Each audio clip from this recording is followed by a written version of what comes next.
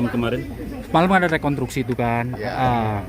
Menurut Pak Johnson itu udah Peggy ini seperti apa nih? Apakah mereka benar-benar tersangka atau memang masih Saya abu-abu? terus terang aja ya, saya mengkhawatirkan seluruh proses hukum yang ada sekarang ini ya. Iya. Karena di satu pihak ada putusan yang katanya telah berkekuatan hukum tetap dan sudah dieksekusi, tapi dibatalkan oleh konferensi persnya Polda gitu loh. Apa ia bisa putusan yang sudah inkrah yang dimana ada 3 DPO terus dibatalkan oleh konferensi persnya Polda ya. Jadi ini memperlihatkan bahwa proses hukumnya bisa bermasalah atau sesat ya. Dan saya kira ini tidak boleh diulang, tidak boleh kita ulangi lagi. Karena itu harus dilakukan evaluasi ya, terutama orang-orang yang menangani kasus ini ya.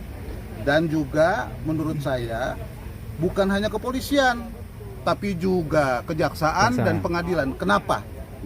Kalau ini terjadi apa-apa pada Peggy, toh ujung-ujungnya ini harus dibawa ke pengadilan. Sebelum dibawa ke pengadilan, jaksanya harus memeriksa berkas perkara. Polisinya harus benar. Nah, sementara yang kita lihat pertanyaannya begini, benar itu harus sesuai dengan peraturan. Misalnya, waktu diperiksa didampingi nggak sama pengacara? Ya kan? Ada tekanan apa enggak? Sementara masyarakat sekarang mulai tidak mempercayai proses-proses yang dilakukan oleh polisi. Itu kenapa? Itu karena ulah dari polisi sendiri. Nah, jadi mari kita jaga dan awasi sekarang. Dan saya berharap ya pimpinan terutama Polri, Kejaksaan dan Pengadilan harus perhatikan ini karena ini modal kita untuk membangun integrated criminal justice system. Kalau rakyat sudah tidak percaya dan banyak proses-proses penegakan hukum ini yang sesat, maka saya kira pasal 1 ayat 1 bahwa ini 1 ayat 3 bahwa ini negara hukum menjadi dipertanyakan orang karena rakyat mencari jalan keadilannya sendiri dengan dibantu oleh teman-teman media lewat medsos dan yang lebih menyedihkan saya juga lewat dunia goib. Walaupun banyak juga yang sekarang ini mempolitisir sehingga tidak menghormati hukum, makanya asas praduga tak bersalah itu harus dihormati. Jangan mentang-mentang dia miskin ya, penegak hukumnya suka-sukanya mau rekonstruksi kek, mau apa lagi mau membawa kasus ini ke pengadilan, harus prosedur. Dan ingat, kita sudah harus melindungi hak asasi manusia dan seluruh mata rakyat sekarang melihat dan menyaksikan kasus ini. Bang, abang yakin nggak bang Peggy itu 100% pelakunya bang? Bagaimana saya mau yakin? Banyak hal yang tidak bisa kita pegang. Bahkan rakyat sendiri sekarang membantah, terutama keluarga korban. Ya kan? Itu bagaimana prosesnya?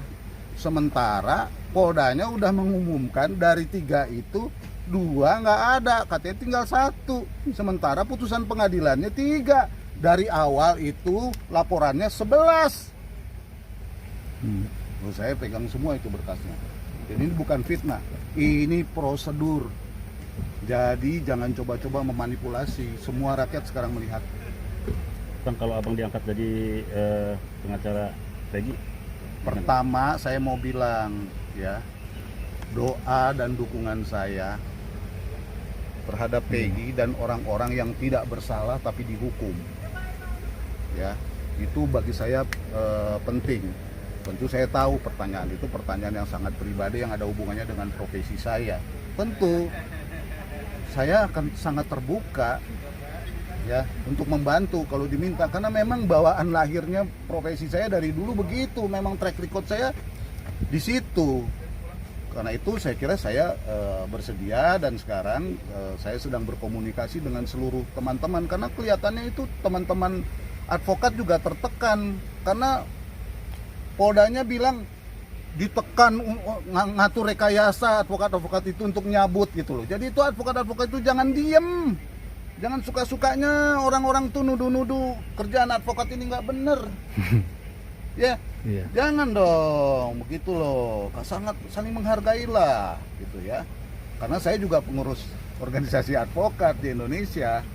Jadi tolong kita sama-sama saling menghormati. Jadi saya bersedia dan saya kira bukan hanya saya sendiri, bukan hanya masyarakat Karawang, semua orang-orang yang mencintai dan menginginkan keadilan di Indonesia pasti akan mendukung kalau proses ini dilakukan secara benar.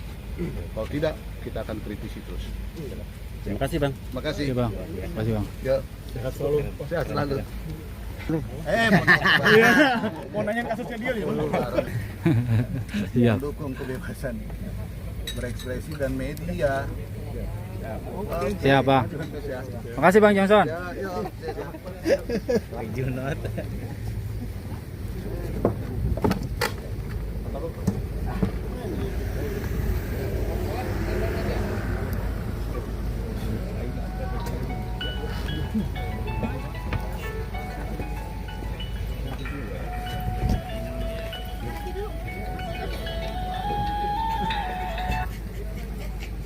Halo.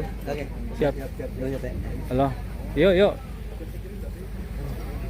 Malam kemarin Malam ada rekonstruksi itu kan. Ya.